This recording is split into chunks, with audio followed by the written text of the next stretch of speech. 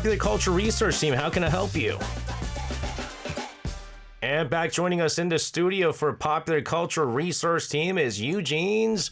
Oh, Yujin. Yujin, hello to you. Hi, guys. Happy Friday. Yay, happy Friday. So jealous. Friday. Why? That voice. Oh, you're So okay? clear. You're feeling better? So crisp. Oh. That's the thing. I don't feel sick.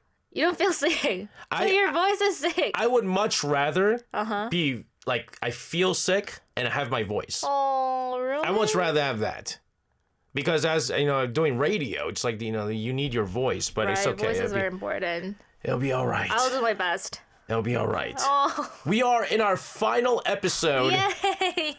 Yay. Yay. Oh, sorry. I'm looking Reborn forward Rich. to our next drama. Okay. Oh, she can't look forward to the next one. We're going to go into our final episode of Reborn Rich. Yes. So last week we covered the Y2K scare, the fascinating relationship between business leaders and fortune tellers, and the impact of 9/11 on Korean society. And today we're moving into 2002. And if you know anything about Korea, you probably already know what the biggest event of that year was. Yes, the 2002 FIFA World Cup. So in the drama, Do-jun uses this moment very brilliantly. He saves a struggling car company within the Sunyang Group by launching a World Cup marketing campaign, and it works. Tens of thousands of cars get sold almost overnight. And while that's fiction, the real-world marketing stories from 2002 are honestly just as wild. Guys, I wasn't a big football fan until the 2002 World Cup. No, you are a huge fan of football? I wasn't. You wasn't? No, I was. I really didn't watch. I was in the U.S., didn't watch a whole lot. And so I didn't even know how good Korea was, or actually say I didn't know how bad Korea was, right? And so in school, we had kids betting on the games. Oh, so were you on college or No, something? I was in high school. High school, okay, sorry. And so my classmates were like, hey, you know, are you rooting for Korea? I was like, yeah. Of course. I was like, you want to bet on the Korea versus Poland? And I said, sure. He was like, and then he said, what are you going to pick? I said, you know, I think I have to root for Korea. Oh. And they said, oh, really? $20. Oh, right, $20. Let's bet $20. And I said, okay. Not thinking, and then I ended up winning a lot of money. Let's just put it that way, because they kept on winning. Right. But no one expected them to be this good. No one expected. And this was a nationwide festival, not just a sporting event. I mean, this is huge.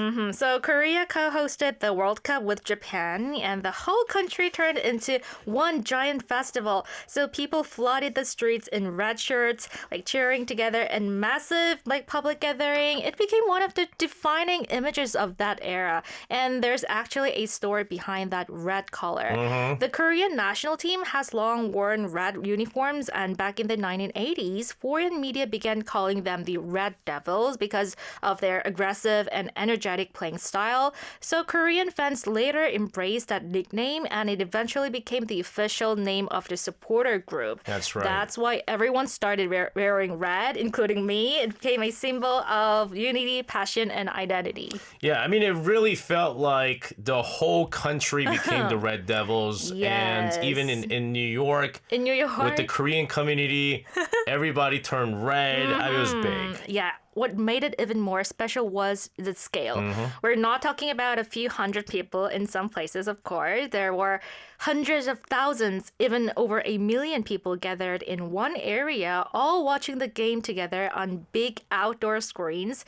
Imagine entire city squares, major roads, completely filled with people dressed in red, moving and chanting as one. And it almost felt like the entire country had become one massive stadium. And I actually brought some photos.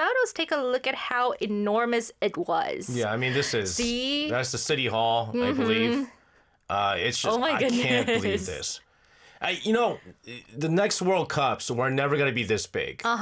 See, this is a drama reply 94. 94. 94. They're Okay. all wearing red t-shirts. Later on, right? I mean, later on, it goes to 2002, and so this is the red shirt. Everyone has the horn, the horns. Red Devils. You know the crazy story with the Be the Reds is the person who designed it.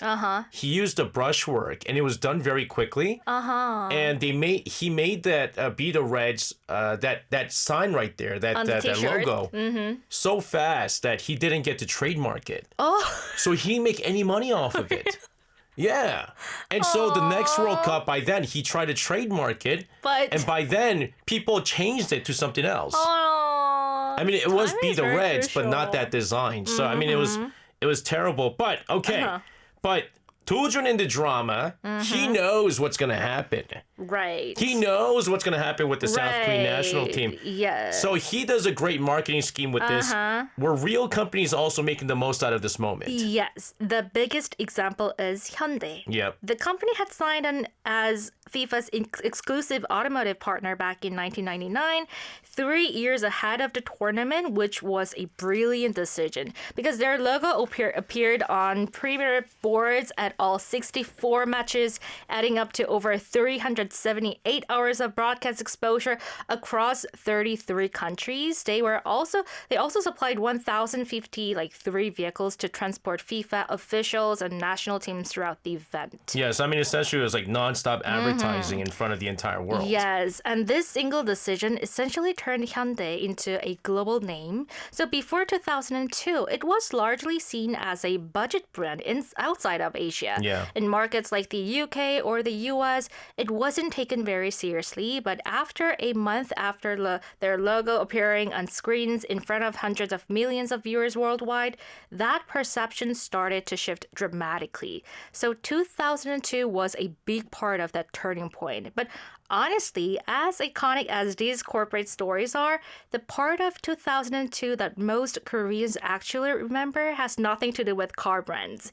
One of the most noticeable winners was actually food culture. Yeah, I mean, you're right. I mean, I don't think a lot of people would say, oh my goodness, I just all of a sudden want to buy a Hyundai Sonata because I saw it on the World Cup.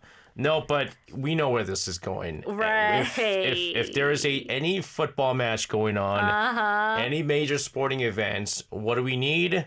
Chicken and beer. That's right. That's right. Right. So the 2002 World Cup is widely considered the moment that chimek culture was truly born in Korea. If you haven't come across the word, I bet you already know it, but let me explain.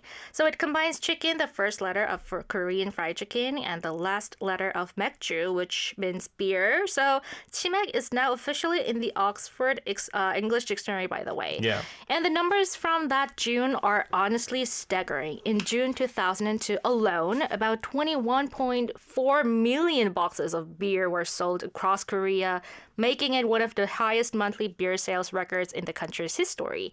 And on match days, chicken delivery demand completely overwhelmed the system, and delivery times stretched beyond 2 hours. So these are stories of people ordering at the start of the game and the food arriving after the final whistle. Guys, the 21.4 million boxes of cases of beer, that still hasn't been shattered. After all these years. That is the highest number of beers sold on a single month. And mind you, back then, we didn't have the delivery apps. No. So ain't nobody going to be doing calls. this. It's phone calls. And I heard that chicken shops, they just pulled out the phone cords because they couldn't pick up the calls. And getting any seats at any chicken store restaurant was impossible. They went in there line after line, and they had to wait in the morning to get in. It was crazy. It really was crazy. So from a World Cup to a global food phenomenon, that's quite a legacy for 1 month. Yes, that's when the word chimek itself has gone global. It's been picked up through K-dramas, K-pop, and the Korean wave, and now people all over the world associate it with Korean food culture. And I think what makes 2002 so special is that it touched everything at once, like brand marketing, national identity, street culture, food culture, all in 31 days. Korea made it to the semifinals, which nobody had predicted. The whole country erupted. Millions of people flooded the streets in red night after night. That energy, you can still feel it today. Whenever there's a big match, the red shirts usually come out, people gather on the streets, and the chimek orders start flying in. That's right. And with the World Cup coming up shortly, although the games are going to be in the morning, I don't think people are going to have chimek. But there are going to be a lot of people wearing red. That's for sure. All right, so we're going to continue to talk about Reborn Rich. What are some of the things that we're going to be covering? But first, we have to listen to one of the most famous World Cup songs. It's Transfiction with 4 victories. 승리를 위하여. Made It Up says, I think I won a fair bit of money on the Korea-Italy game. Might have been in play when Korea were losing and they looked the better team, but the odds were really long. But then they also played well in Germany game, but lost. Yeah, they lost 1-0. How much though? Okay, I won the Poland game $20. Whoa. And then U.S. was draw, so nothing happened. And then was it Portugal, another $20. Wow. And then Italy game $20. Spain game $20. And so that's $80. And then I lost the Germany game. I don't even know why I continued betting. I was like, I didn't think they were going to win. I was like, let it ride. Let it ride. So in total, I only won about $60. But still. Huge. It was huge for me because I was in high school. All right, what's our next topic? Okay, so in the drama, even though Dojun is part of the Jaebail family, he's actually disliked by most of his relatives, except for his grandpa, the chairman. That's right. And at one point, the chairman and Dojun get into a serious car accident, but later it's revealed that the accident was actually intentional to kill them. And what's interesting is how the perpetrator was paid. So instead of money, he was given a traditional Korean painting. So that might sound a little unusual, right? Why would someone use a painting as a form of a payment? So today's topic is Korean folk painting known as minhwa in Korean. Can you imagine you doing some illegal bad. stuff? I mean, there was no Killing someone. cryptocurrency back then, so but it's art. So why art. would someone use a painting instead of money? Like, I'm assuming these paintings are actually valuable. I think that's a great question. We first need to understand what minhwa actually is because it's quite different from what most people imagine when they think of traditional art. The literal meaning of minhwa is like painting of the people or folk painting. These were not created by trained court artists or scholars, but painted by anonymous, self-taught artists. So unlike formal art, minhwa is much more free, expressive, and playful. Okay, so that already sounds very different from like traditional fine art. Exactly. So one of the key characteristics of minhwa is its humor and symbolism. People didn't hang these paintings just because they looked nice. They often carry symbolic meanings like wishes for wealth, happiness, or health. For example, they were hung in bedrooms to ward off nightmares, placed at newborn rituals for health, given as gifts for weddings, and displayed during special occasions for good fortune. So giving someone a painting like that can sometimes feel more meaningful or even more powerful than giving just money. So these paintings can actually be valuable as well. And in the drama, since the accident was actually a planned crime, so giving cash could leave a trace. So using something like a painting might have been a way to avoid direct tracing. Yeah, I mean, I don't want to spoil it for anybody, but they find out who was the person that paid it off, and it was like, oh my goodness. That was a huge twist. It was a pretty big twist, right? It's not what you think it was. So what kind of image would you typically see in minhwa? So there are so many, but let me walk you through some of the most iconic ones. Let's look at the pictures that I brought. All right, so this is the first one. So this is the first one, peonies, called moran. This is the most classic minhwa subject. They symbolize wealth, honor, and prosperity. And you'd often see them at weddings and royal ceremonies. A peony painting was basically a wish for abundance. Okay, I think I've seen these. This is beautiful. This is beautiful. Yes, and we have another one. Second one is lotus flowers. yeonggol represent purity and spiritual enlightenment. The idea of something beautiful rising out of muddy water. That's right. Very connected to Buddhist philosophy. That's right. That's why you'll see in a lot of temples, you'll always see lotuses, right? Right. And look at that crane. That one crane don't got a neck. Where's he hiding his neck? That's like me. That's me. That's me as a crane. No neck. That's straight crane. No neck. No neck crane. That's me. Look how angry I look. 'Cause I can't talk. Okay. Let's go into our next minhwa. Yes, the third one is carp. 잉어 symbolizes perseverance and success, specifically the idea of working hard to pass an exam or advance in life. And there's a concept in East Asian culture of a carp leaping over a waterfall and transforming into a dragon, That's which right. represented overcoming obstacles to achieve greatness. That's why like those kind of pictures you see a lot in like tattoos. Right? Oh. Gangster tattoos. Like carps and dragons. Corpse and corpse and then dragon, right? It means that I got, I was like here and then I turned to this. And now it's not just, it used to be a gang, it's like gang members used to do it. Now everybody does it. Mm-hmm. And then like I remember in New York, I knew someone who had a tattoo of a carp. Really? And some older gentleman said, "Oh, you like fishing?" I was like, You like fishing?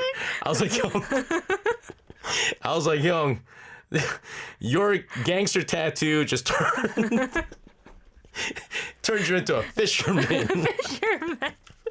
Oh my goodness. Okay. Let's go into our last notable minhwa. And then there's the Hete, a mythical guardian creature that looks a bit like a tiger or lion. It represents justice, protection, and the warding off of evil. And you'd probably see them in front of government buildings, palaces, and temples because they are simply guardians. So you know what's interesting is when my wife gave birth to my daughter, Yeah, you told me, right? it was like, now it's time I got to get a tattoo.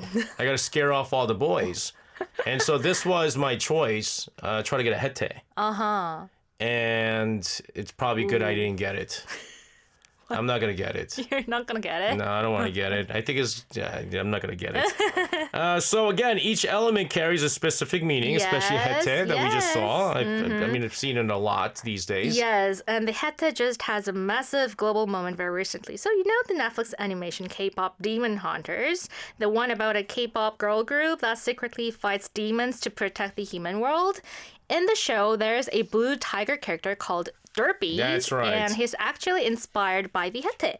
And as I mentioned earlier, the hete is traditionally believed to ward off evil, so it perfectly fits with the theme of the animation. Yeah, but it was weird because Jinwoo was the evil. He was the demon. But actually, he sacrificed himself. That's true. Oh, is it a spoiler or something? I think, if you didn't watch it by now, you're never going to watch it. Right. If you haven't watched K-pop Demon Hunter yet, you're never going to watch it. That's true. I've watched it like 1 billion times. Because of your kids? Because of my kids, right? There was a time where they just wouldn't stop watching it. But so it feels like there's growing interest in traditional Korean elements overall. That's true. So these days, younger Koreans have been rediscovering it as something generally cool. You are seeing minhwa motifs on phone cases, tote bags, clothing, stationery, and home decorations. So minhwa workshops and one-day classes are popping up all over the country where people can learn how to paint these traditional styles themselves.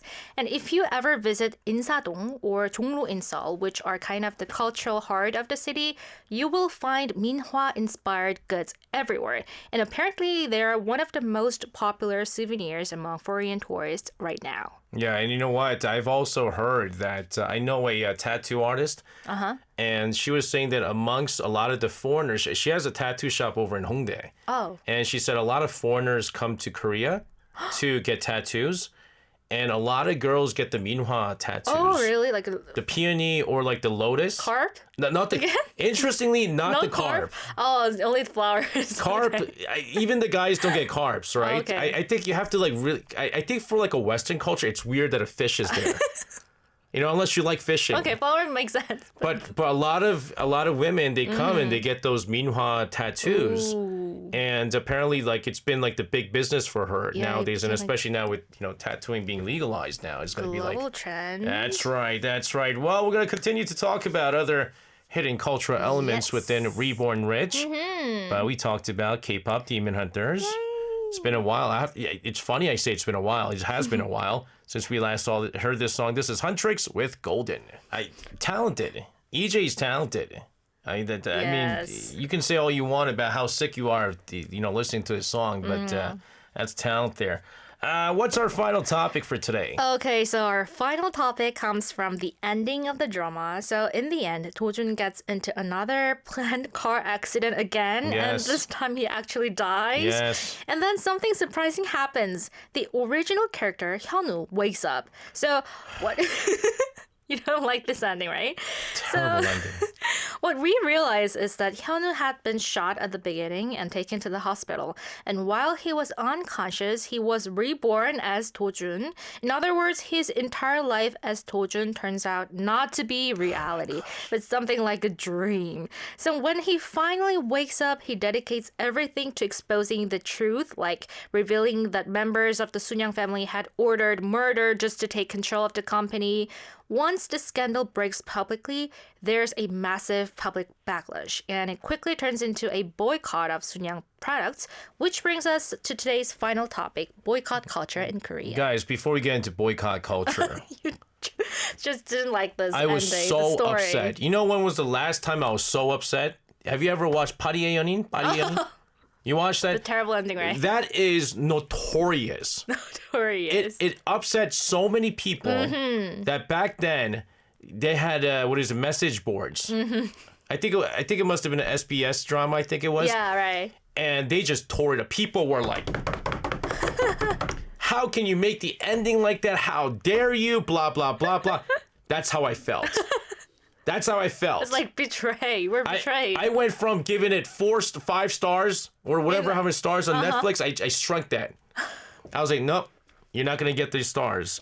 I was furious. I was furious. True. But obviously, going back to the boycotting, you find out that Sunyang did all this. You can imagine people are gonna be furious. Yes, absolutely. So in Korea, boycotts have a long history, and they're not just a social media trend. They go back over 100 years.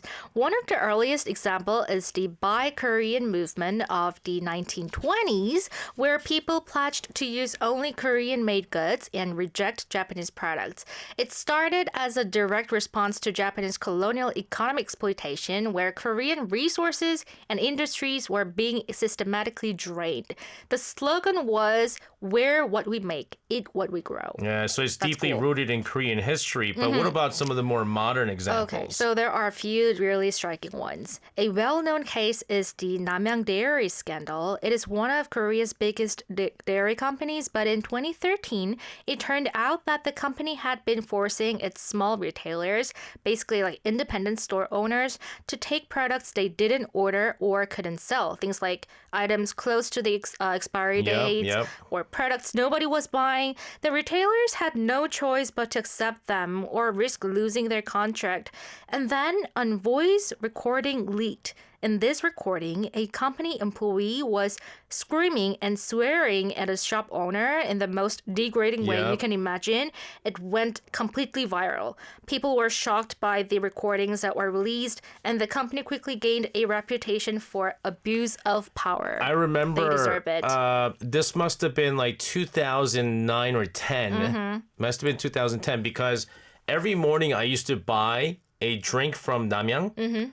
It's like the yogurt drink. Yogurt, It's like it's in a milk container. I forgot what it's called. Frucad? Yeah, yes.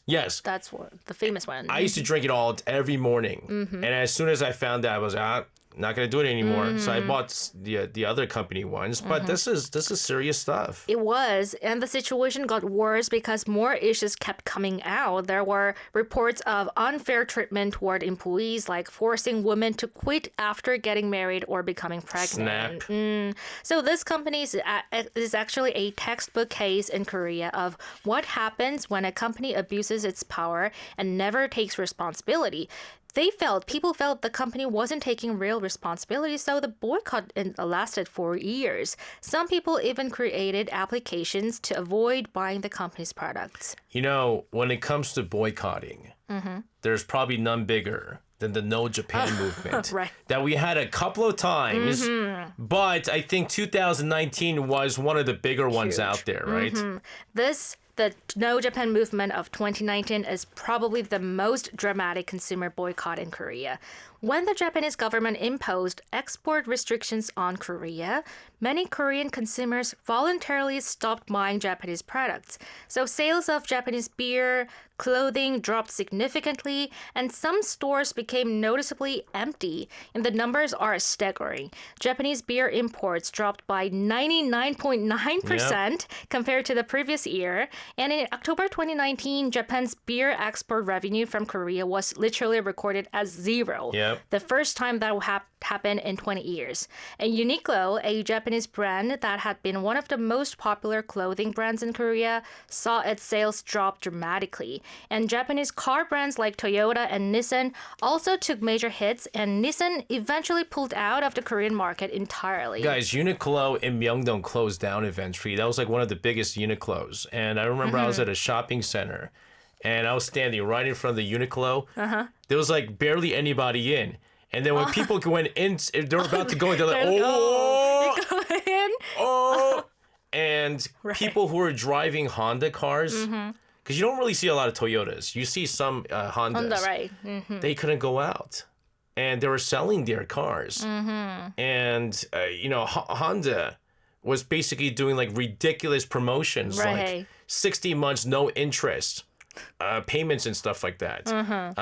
But I mean, it was big. It was big. But that's an extraordinary impact for a consumer-driven movement, right? No government mandate, just basically citizens deciding on it. Exactly. And that's what makes Korean boycotts so remarkable. They're almost always spontaneous and citizen-led. There was even a slogan during the No Japan movement that went like, "We couldn't fight for independence, but we can boycott." That's cool. Yeah. It was a direct reference to the independence movement against Japanese colonial rule. So there's something important to understand about Korean boycotts. They're not just about the product. They are about dignity, history, and collective identity. So when Koreans feel disrespected, whether by a corporation or a government, the response can be swift and unified. That's right. Crash Override says deleting beer sales from a whole country is wild. It wasn't even the government doing it. People weren't buying People it. voluntarily did it. So people weren't buying it. So stores are like, why are we going to stock up on it and order more? It makes no sense. And that's when other beer companies started skyrocketing in sales. Yes. Yujin, it's been an interesting journey through this drama. Again, I really recommend you guys, but just brace yourself for the ending. Oh my goodness. What's your biggest takeaway from covering Reborn Rich? Honestly, it's how much history is packed into such a short period of time. Yeah. Korea went through decades of compressed transformation that most countries experience over a century. And through all of it, there's this resilience of people pushing back, standing up, and rebuilding. The belief that what ordinary people do actually matters. And if there's one thing Reborn Rich captures, it's that. The weight of history and the power of individuals within it. Yeah, and of course I mentioned how, Time Slip was very popular around this time. Right. And as you're watching this, you're also going, what if I was in this situation? What if I knew the past? I mean, I certainly would be betting on all the World Cup games, buying all the stocks because he does buy all the stocks. Right. That's how he creates this company, right? He has an investment company later on. And that's how he makes a lot of the money, the IMF, the dollars True. that he has. And you go, I would do the same thing. Me too. I probably would. Eugene, thank you so much for Thank covering you. a whole month of Reborn Rich. You are, of course, going to be covering a brand new drama next week. Looking for that. All right, we're certainly looking forward to that. And have a wonderful weekend. Thank And we'll see you you. again next Friday. Thank you. See you next Friday. Bye.